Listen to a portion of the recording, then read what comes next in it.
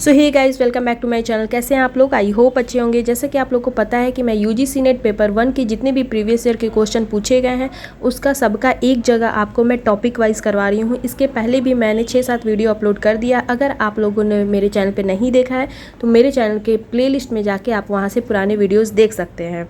और आज मैं आपको रिसर्च पेपर का करवा रही हूँ। इसके लास्ट वीडियो में मैंने 50 क्वेश्चन तक करवा दिया था, अभी उसके आगे का करेंगे। तो बिना देरी करे शुरू करते हैं। नृ जाति वर्णन में प्रच्छन्न शोध निम्नलिखित में से किसमें परिपूर्ण है? तो नैतिक मुद्दे में होता है। अब इसका एक्सप्लेनेशन पढ़ते हैं कि नृ जाति वर्णन में प्रच्छन्न शोध नैतिक मुद्दे से परिपूर्ण है। यह अध्ययन के तहत एक समुदाय की अंतरंग छवि प्रदान करता है और शोधकर्ता उस विशिष्ट समुदाय में जा सकता है और वहां रह सकता है जहां शोध का संचालन और संस्कृति और उनके शैक्षिक प्रथाओं का अध्ययन किया जाना होता है। इसका उपयोग सांस्कृतिक समूहों के तुलनात्मक विश्लेषण के लिए किया जाता है।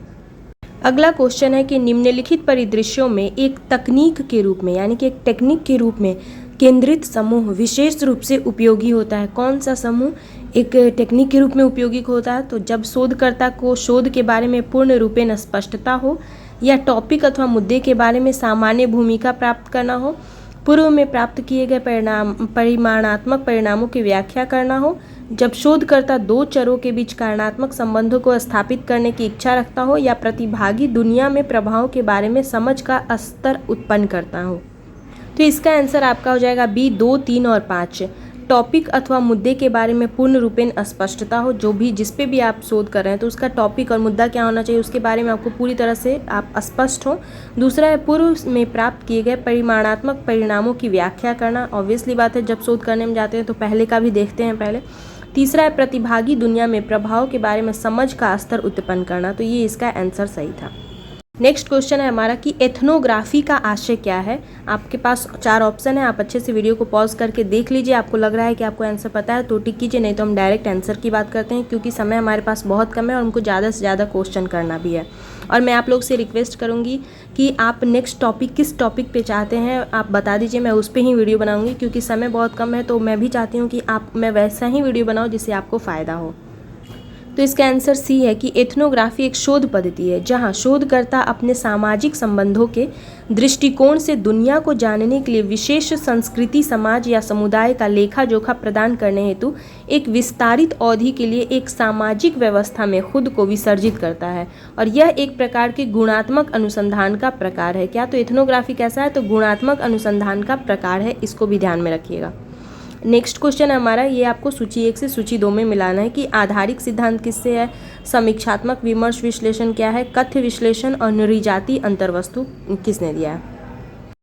तो इसको आधारिक सिद्धांत जो है वो ग्लेसर और स्ट्रॉस ने दिया है।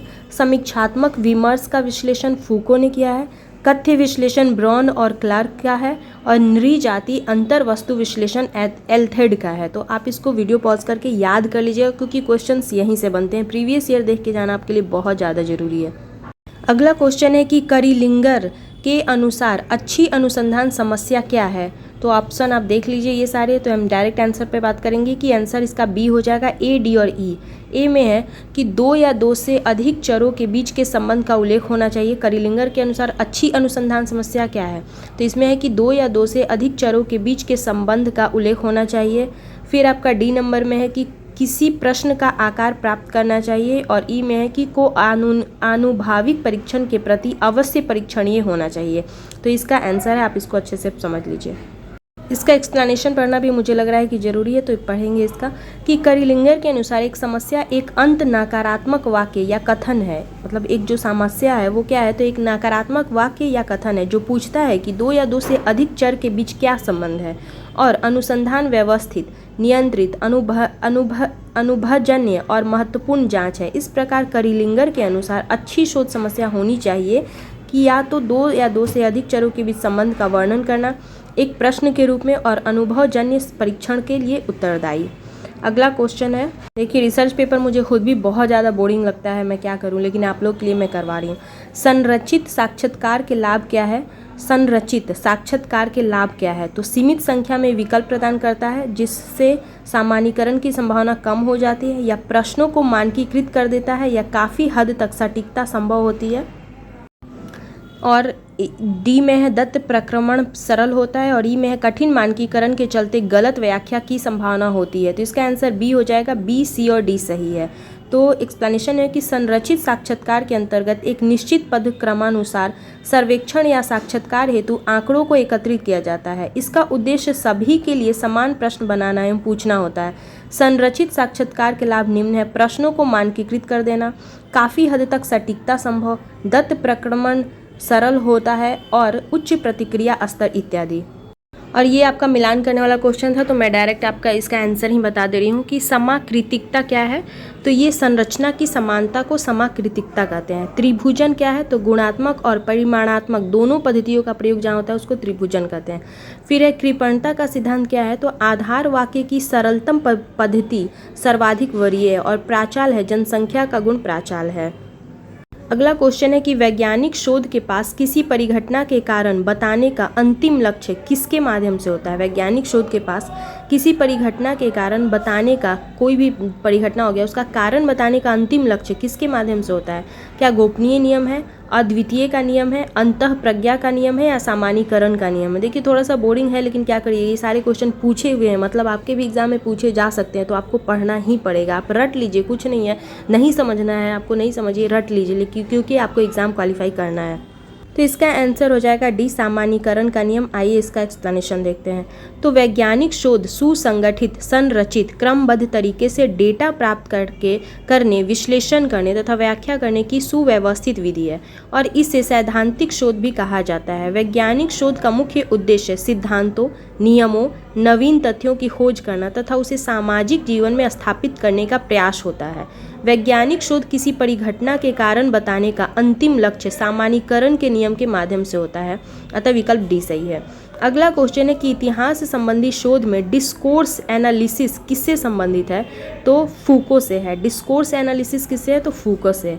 डिस्कोर्स विश्लेषण फूको से संबंधित है और फूको के द्वारा परिभाषित किया गया है, जिसका अर्थ है कि ज्ञान का गठन के तरीके सामाजिक प्रथाओं के साथ युक्तिपरकता के रूप और शक्ति संबंध जो इस तरह के ज्ञान और उनके बीच संबंधों में निहित है, प्रवचन सोचने और अर्थ उत्पन्न करने के तरीकों से कहीं अधिक है। अगला क्वेश्चन है कि किसी परिघटना के संबंध में कार्य करते समय शोध में विभिन्न पद्धतियों, अध्ययन समूहों, स्थानीय और अस्थायी विन्यासों के संयोजन को क्या कहते हैं? तो इसको त्रिभुजन कहते हैं। त्रिभुजन कहते हैं।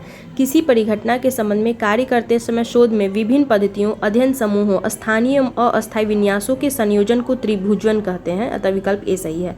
नेक्स्ट है कि सर्वेक्षण शोध निम्नलिखित में से किस पर आधारित होता है? तो सर्वेक्षण शोध प्रत्यक्षवाद पर आधारित होता है। तो देखिए, सर्वेक्षण अनुसंधान को व्यक्तियों के एक नमूने से प्रश्नों के उत्तर के माध्यम से जानकारी का संग्रह के रूप में परिभाषित किया गया है। चेक एवं स्कूट सर्वेक्षण शोध प्रत्यक्षवाद पर आधारित होता है, और प्रत्यक्षवाद एक सिद्धांत है जो बताता है कि सभी प्रमाणिक ज्ञान को वैज्ञानिक विधियों जैसे कि अवलोकन, प्रयोग और तार्किक प्रमाणों के माध्यम से सत्यापित किया जा सकता है। नेक्स्ट क्वेश्चन है हमारा फिर से मिलान करने वाला, तो हम डायरेक्ट इसका आंसर देखेंगे कि सोलोमन का 4 समूह विकल्प है क्या? तो इसमें नियंत्रण और प्रायोगिक समूहों का एक अतिरिक्त समुच्चय होता है। यह क्या है? तो ये सोलोमन का 4 समूह विकल्प है। इसमें नियंत्रण और प्रायोगिक समूहों का एक अतिरिक्त समुच्चय होता है। दूसरा है परीक्षणोपरांत केवल नियंत्रण समूह अभिकल्प क्या है? तो पूर्व परीक्षित समूहों को पूर्णतः छोड़ देना। और वन शॉट केस स्टडी क्या है? तो परिवर्तन को प्रेक्षित करने के लिए एक समय में एक समूह का प्रेक्षण ही वन शॉट केस स्टडी कहलाता है। अगला है सहसंबंधात्मक अभिकल्प क्या है? तो यह एक क्रॉस सेक्शनल अभिकल्प है। फिर से आपका एक मिलान करने वाला क्वेश्चन है, तो हम डायरेक्ट इसका आंसर देखेंगे। इधर शोध का प्रकार है, इस शोध का लक्ष्य है। तो मौलिक अनुसंधान क्या है? तो क्षेत्र विशेष में ज्ञान कोश का संवर्धन मौलिक अनुसंधान शोध का प्रकार है। दूसरा है व्यवहारिक अनुसंधान क्या है? तो पूर्व स्थापित सिद्धांतों की प्रायोज्यता का अन्वेषण है।